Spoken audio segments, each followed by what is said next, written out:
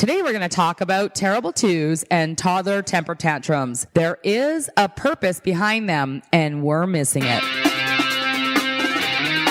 Get over here! Because I said so! Why do I have to keep repeating myself? Mom or Dad, do you ever feel like a broken record?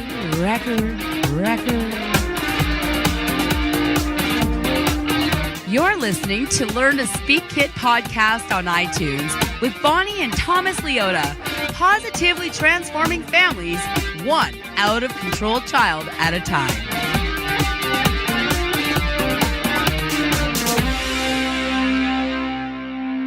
I want to take you through a walk in time, a time when 2-year-olds weren't terrible at all. They were terrific. Before I do, I want to share with you what God says about the spirit of our heart. He says in Galatians 5:22 and 23, "But the fruit of the Spirit is love, joy, peace, forbearance, kindness, goodness, faithfulness, gentleness, and self-control." You see, we've literally been conditioned through parenting books and articles that 2-year-old rebellion is normal. We expect it. We fear it. My name is Bonnie Leota, and I'm here with my co-host, Thomas Leota, and we're going to share with you the truth today about toddler temper tantrums, and then we're going to end today's podcast with a few simple and effective but life-changing tips. All right? So if we do say something that resonates with you today, make sure to click like on our podcast or on our video. Make sure to subscribe and also share this with as many people as you can, because 2-year-olds out there are getting a bad name, and moms out there are frustrated to the point where they're locking themselves in the bathroom at night, crying, and completely unnecessarily. See, we're taught to redirect a toddler's attention. We're taught to distract them, entertain them. And then the worst advice that we've ever received is simply ignore them when they're having a temper tantrum. But you see, toddlers have zero knowledge of how the world works. They were born with only one neural pathway, and that is cry. I want you to feed me. I want a new diaper. I'm cold. I'm warm. That's what they were born with. And at the age of 2 is a point of transition. And Tom's going to talk to you about that right now. Absolutely. Let's expose some of these secrets. I want you to keep in mind that our private clients do work with us for an entire year. So we're going to give you everything we can now to bring more awareness so you can start making changes in your house immediately. Let's take one concept here, which is kid's brain versus adult brain. This is where the adult brain has the ability to go back as a kid. And remember that first time when you rode a bike, or the first time that you saw a balloon or got to ride in a car.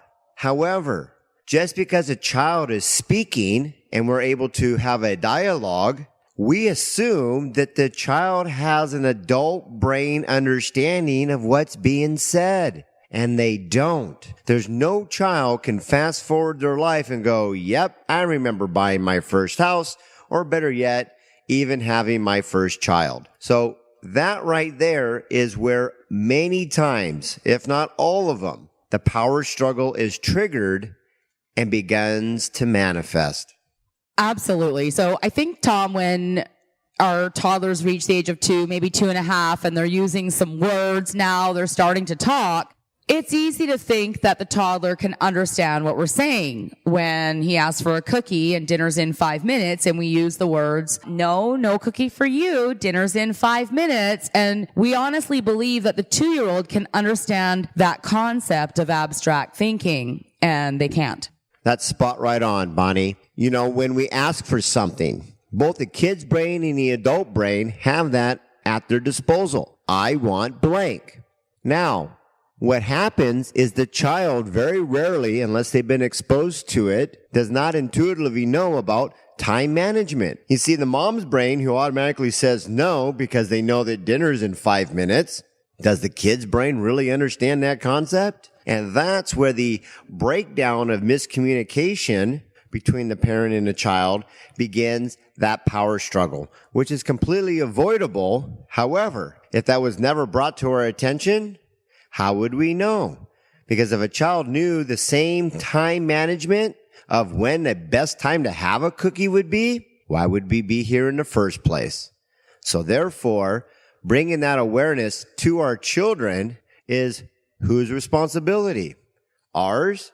Or do we just assume that the kid's going to figure it out, and magically so, they can't until they're taught? Absolutely. So remember I said I was going to take you through history a little bit. So let's go back 100 years ago, before the release of baby and child care, before there were such things as timeouts and takeaways. You see, the world's changed a lot in the last 100 years, and the parenting tips that you're being taught and that I was taught are based on theory. They're based on guesswork. There's not been one expert that's literally worked with thousands of kids figuring out a way to guide their behavior in the most effective and efficient manner possible until now with Thomas here with Creating Champions for Life. But this is the first generation in the history of mankind where hugging and loving and lavishing with attention has been our first priority. See, if we go back prior to 1946, the term terrible twos didn't even exist. You know why? Because parents had more children back in the day so that they could have more workers, more help on the farm. And keeping the little toddler entertained and distracted was just not on the priority list. If a 2-year-old wanted to eat dinner, they pitched in. They had jobs to do. I don't know if you've ever seen Little House on the Prairie, but you might want to look that up and have a look at how they treated their children and their toddlers. You see? Because toddlers are spirits just like you are. They have wants and needs and purpose just like you do. They just don't know how to express themselves yet, and they can't stop and say, hey, Mom, I'm 2, and I don't understand that my body needs nutrition. All I know is that I want a cookie. Now, I'm not asking you to hug me and love me and get down on my level and feel sorry for me or anything like that. I want a cookie. And you telling me no until after dinner makes sense to you, but it doesn't make sense to me, your toddler, when all I can think about is my cookie. So what are some ways, Tom, that we can communicate with a 2-year-old where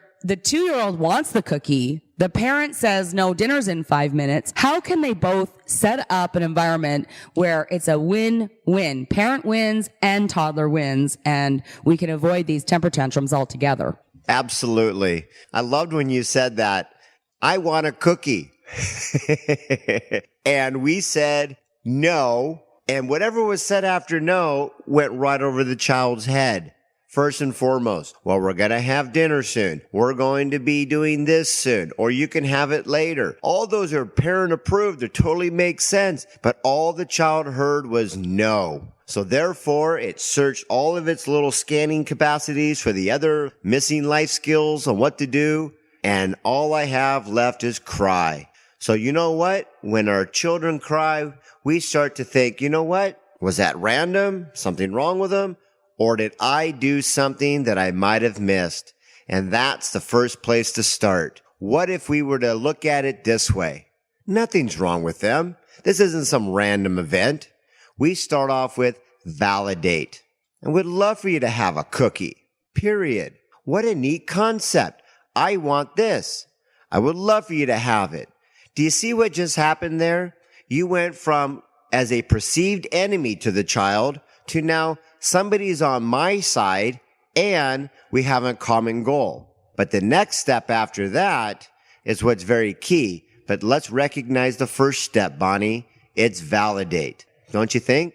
Well, we all love to be validated. Mom, if you're talking to your partner or your spouse and you just say, oh my gosh, I'm so tired today. And then your spouse goes, why don't you have a nap? And you're like, I don't want to have a nap. We're not looking to be told what to do. We're not looking to be controlled. We're looking to be validated as a human being. And this right here, parents, this information right here to validate your toddler will be life-changing for you. One simple key unlocked will totally change your life. See, we're taught that power struggles is a toddler being defiant. We're taught that, a screaming toddler is a behavior issue. And you know what? If we don't learn how to validate and how to teach this toddler life skills on how to master the emotions, how to actually make the plan to create a goal to get what they want, then what happens is we miss this very imperative transformational window, and we're ending up with 5 and 6 and 7-year-olds being diagnosed with something called ADHD, which also expands into what's called oppositional defiant disorder. And this isn't a little problem. More than 54% of North American kids have been diagnosed with a mental or behavioral disorder and medicated. So not only is this information going to help you have more peace and harmony and cooperation in your home, it literally is life-saving information. So you might want to go through and listen to this a couple times. You might want to go through it a second time with a pen and a piece of paper and just write down the simple little tips that we're sharing. Number 1 is definitely validate what they're asking for. Give them that little bit of love and attention by being on their side and letting them know that it's okay to want a cookie. Exactly. It's when we hyperlink into the next missing life skill for the child, which is like, say, time management, or maybe eating healthier. It's that part that we start to dictate to the child, and they don't really understand yet. But to validate, we're not saying yes, and we're not saying no. We're just validating that a want, need, or desire is heard. And then, before we just give, or they have to be told no, so they learn how to lie, cheat, and steal to sneak it, you then start to pass the baton, which is tip number 2. We offer what we like to coin as parent-approved choices or options for the child. And this is where the decision power training begins for the child. Because when they're all approved by the parent, do we really, really care as parents if they have the cookie when you give them 3 options that you're okay with? You see the magic here? There's no dictation. There's no bribing. There's no overcompensating. And when you really start to think about it is, how did you get the cookie in the first place? Reveal the magic. When you went and got this cookie, did you buy it? Did you trade something for it? Or did you make the cookie on your own? See, the adult brain knows this, but the child brain does not. All they knew was ask, and it shows up. Why? Because they always cried. Now, in this particular case, what would be some of those great options for a cookie?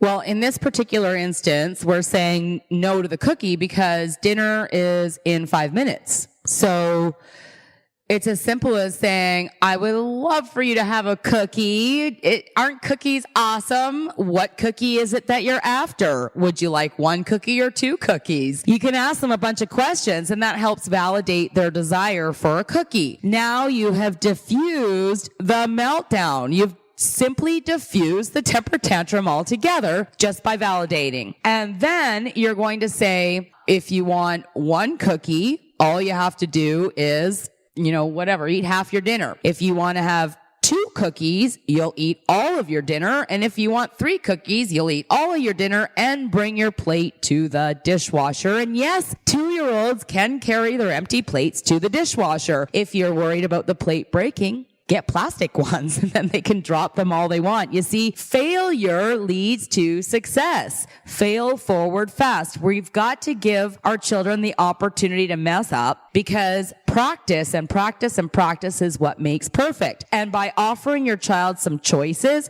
and by creating a proactive plan, you're teaching your child self-control, the ability to focus. You're building new neural pathways. Oh, do something first, then I get my cookie. It's the law of sowing and reaping. And when we learn to follow these universal laws in our parenting, everything changes. Now, I just want to give you one more example on offering choices, because I had a very good friend of mine have her toddler scream every morning when it was time to leave for daycare or for school, and she was being made late for work. And so I gave her the tip to pick out 3 pairs of socks, hold up the 3 pairs of socks, and ask your toddler, would you like to wear these ones, or these ones? And from the very first day she did that, her little toddler ran up, grabbed a pair of socks, put them on his feet, and they were out the door on time and never really had another morning power struggle after that ever again. That's how powerful this tip is. Exactly. And when you talk about parent-approved decisions or choices and you allow the child to pick from A, B, or C, really kind of comes a time where, what if you had these to add? What if there was a designated cookie time during the day? We have a designated sleeping time. We have a designated brushing our teeth time. We have a designated wash or bath time. So when they do start to ask, isn't that how it always works? You go to a store and you go, I want to buy. And then they direct you to aisle 37, shelf 22, lower level left. This is a way to guide them. So when they start to go, I want a cookie, instead of doing it for them, you begin the process of doing with them. Cookie time. What a great time to learn about organizing these impulses and putting them in a self-controlled environment. Now you also can do another option, which is trigger a cookie. What's something that mom would like to see done first? So there seems to be a nice trade. Love for you to have a cookie. Remember, we do cookie trade, and this could be the bed, putting away their bike, or something along responsibility. That's another option. How cool is it that you can actually even take the time to say, maybe we should learn how to make cookies too. The list can be endless, but the idea is simple. Give them some options that no matter what they choose, you're happy with. That creates the win-win for both you and the child, and therefore, power struggles have no place to exist, so terrible begins to turn into terrific. Okay, so the main point here is that, yes, we have a job to do. We didn't just have kids and now it's our job to dress them and control them and have them become what you want them to be. We have a role to do. And our job is to give them attention up front by teaching them, honestly, how the world works. And this is how you end up with a preschooler who can go to preschool or go to daycare or go to kindergarten with the life skills of self-control, asking first, taking turns, sharing, because none of these neural pathways are in a toddler's brain until we actually take the time to teach them upfront with proactive plans. Your toddler's just looking for a plan. How do I get the cookie? That's all they care about. So when you share with the plan, then they can have a chance to succeed. And now we're on the last tip that we have time for today. Thomas, what's the third tip? This one here is always overlooked. How many times that you're like me or I'm like you and you hear the same thing? Well, of course they know what to do. I told them 100 times. Sound familiar? Well, maybe we did tell them 100 times. Did you know that 911 campaign of telling kids to call for emergency totally failed? Because there wasn't any physical activity of with the phone, dial it, and you actually say it. Role playing is so key. So what are some of those great childhood games that we remember playing? Monkey see, monkey do.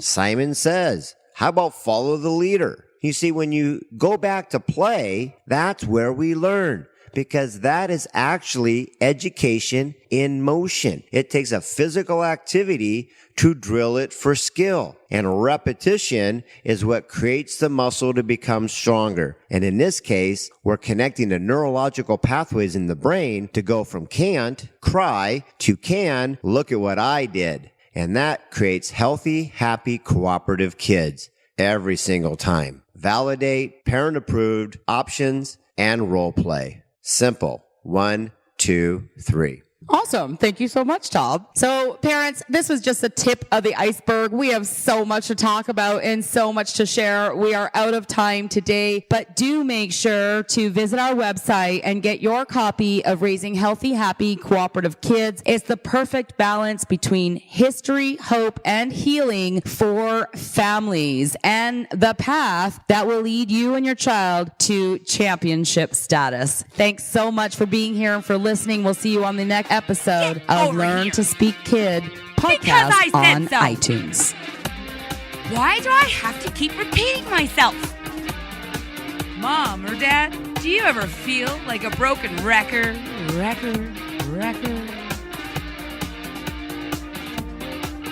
You're listening to Learn to Speak Kit podcast on iTunes with Bonnie and Thomas Leota, positively transforming families one out of control child at a time.